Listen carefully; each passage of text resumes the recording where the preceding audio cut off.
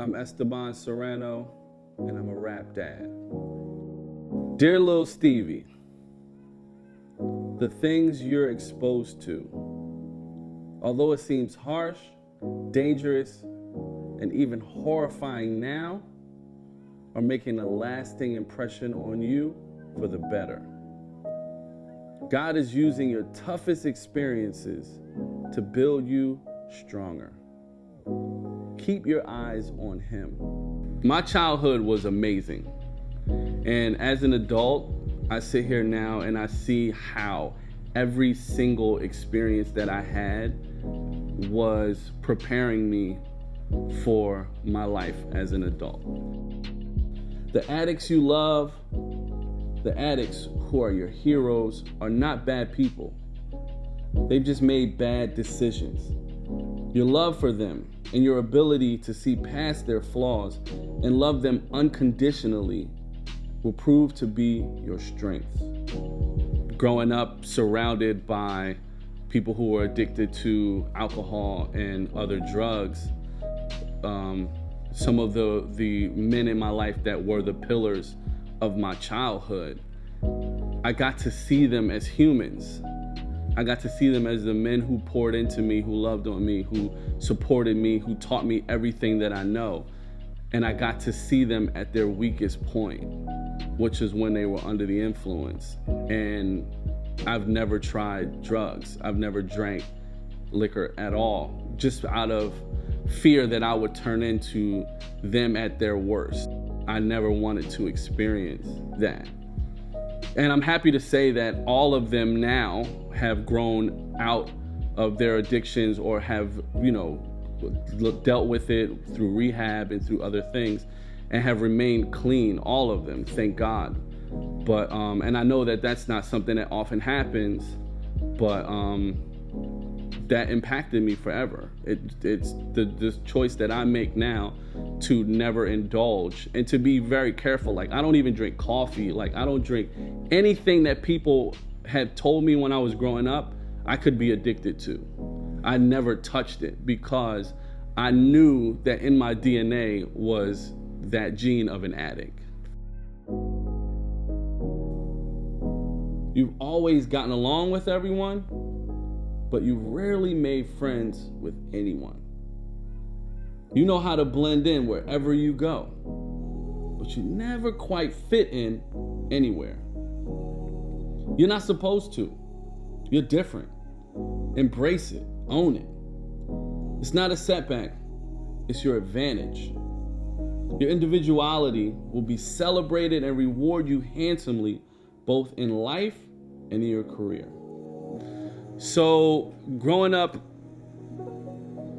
the people who are around me were very much like-minded. I often say that I grew up in the hood, but not of the hood. So when people were getting into a lot of street-oriented stuff, street life, that never really appealed to me. But for most, it felt like the only way to be accepted, the only way to feel like they were a part of something. I was never really searching for something to be a part of as much as just looking for people who thought along the same lines as I have. And I honestly didn't find it until I was an adult, pretty much. And when a childhood friend of mine was killed, I knew it was okay for me to be different, because my circumstances kept me from being with him the time when he was murdered. He and I were close, we were cool. We were actually, in a rap group together, just the two of us. And he was also very much in the street life. And he was at the time, about that life, trying to take over a corner that didn't belong to him.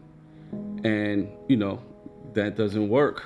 And they ran up on him and they killed him. I could have very much been there with him because, that's my homie. That's my partner. We rap together, we're friends. But I knew that certain things I didn't need to be involved in. We could identify, we could love hip hop together. We could We could work together, but I didn't need to be involved in every aspect of his life. And that decision for me not to be involved definitely was the moment that I was like, it could have went left. And I could not be here right now if I didn't own the fact that I wasn't about that life, and I wasn't strong enough to stand up and be like, yo, that's not me. It's not how I want to get down. So we can rock on this, but that stuff is on you. And so obviously I'm not like a super loner, and I've had people who I've gotten along with, acquaintances from all different backgrounds and walks of life, in search of, just some kind of common ground. And because of that, I was able to talk to and hang out with and learn from and, experience many different people without feeling like this is my people. This is my crowd. I was athletic, but I wasn't a jock. You know what I mean? I was artistic, but I wasn't a band nerd, and I wasn't, I didn't really fit into the mold, so to speak, though I could rock with everyone. You're an average student at best. Your dyslexia may seem crippling now, but push through it. It's not like you can't learn, you just learn different. But when you learn something, it's permanently locked in. School may seem like everything right now, but real education comes from life experiences. Being dyslexic growing up was definitely a challenge because there weren't many resources available in public school to kind of help me identify that I was dyslexic and then help me work through it. Oftentimes they just kind of wrote me off as being dumb. And it wasn't that I was dumb, obviously. I just learned different from everyone else. And unless you took the time to actually see that, oh, he's different, but he's bright. You know what I mean? You would have just glazed me over, or you would have just failed me, and I would just repeat until someone was bright enough to say, yo, something's with this kid. So I didn't get bullied for being dyslexic as much, but it made me self-conscious AF. Like, I definitely never wanted to read aloud in class. I never wanted anyone to call on me. I never wanted to go up in front of the class and do anything because, letters, numbers, they just jump all around, for me on a page. And it's so ironic that later on in life, I would become a television host and I would have to read teleprompter.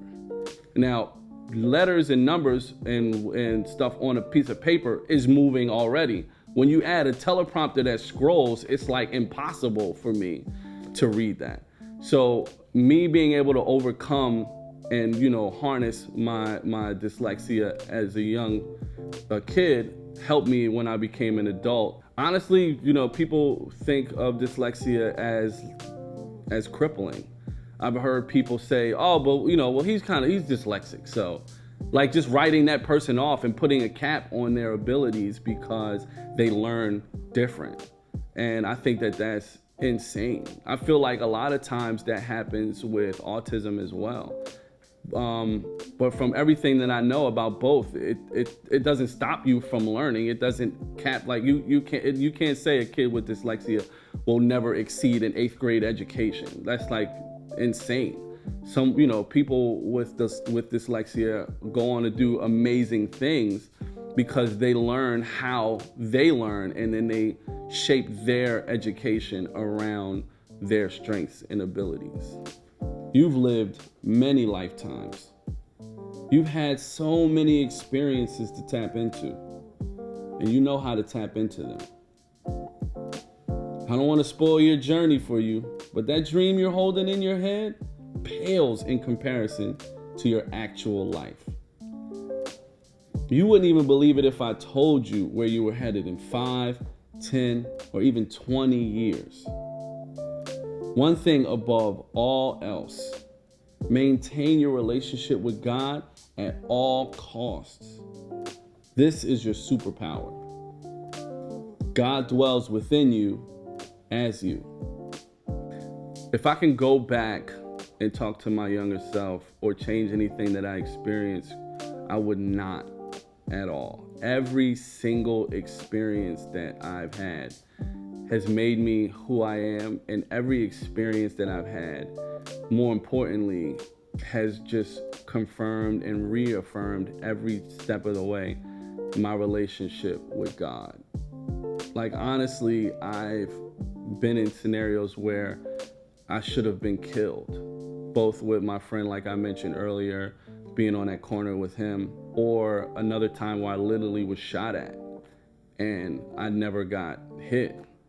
So there are many times in my life where I could say that, these experiences were traumatic, but ultimately it just confirmed who I am and who God is, and I wouldn't change it for the world. My advice for people who are trying to find their way is to stop looking for a way that already exists. It is perfectly okay for you to carve your own path. And you're going to find people along your journey that are like-minded. But as long as you're trying to fit into someone else's box, then you're not being yourself. And you're not tapping into who God made you and created you to be. You never know the impact that you're going to have on someone's life if you are your true self. Everyone else is taken. So why don't you just be who you're supposed to be? And the journey may be difficult. You might be, it might be hard to just be alone. But the more you're with yourself, the more that you're focused on developing your own character, your own talents, creativities, interests, then the closer you're going to get to being who you're supposed to be, and people will gravitate toward you. I truly believe that. I'm Esteban Serrano, and this is my note to self.